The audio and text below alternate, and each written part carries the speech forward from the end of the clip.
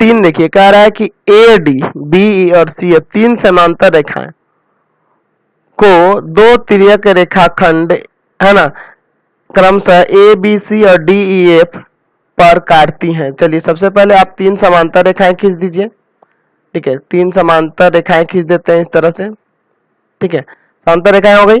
अब क्या कह रहा है कि इस पे आपको तिर्यक रेखा खींचनी है इस तरह से, 2 तिर्यक रेखा। चलिए ये 2 तिर्यक रेखा हो गई।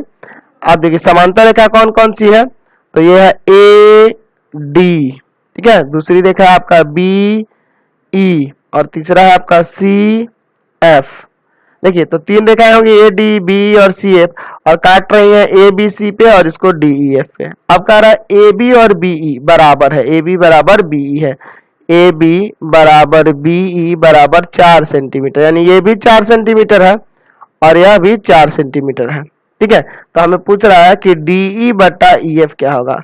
तो देखिए डी ई बटा ई एफ की बात करें, डी अनुपात ई एफ की बात करें तो आपको बता रखे हैं कि जितना अगर ए बी बी के बराबर होगा तो ये भी आपस में बराबर होते हैं। ये दोनों अगर यहाँ पे देख रहे हैं ना, ये दोनों बराबर है तो यहाँ भी ये दोनों आपस में बराबर होंगे। ये बराबर है तो लिख सकते हैं कि डी ई बराबर बी एफ भी होगा। कैसे, अंतःखंड है ना प्रमेय के द्वारा, अंतःखंड प्रमेय से ये हो जाएगा। तो इसलिए आप इसका अनुपात निकालेंगे तो डी ई और बटा बी एफ को भी आप डी ही लिख दीजिए क्योंकि दोनों बराबर होता है, यानी 1/1 यानी कि 1:1 आ जाएगा। समझ गए। Question number 4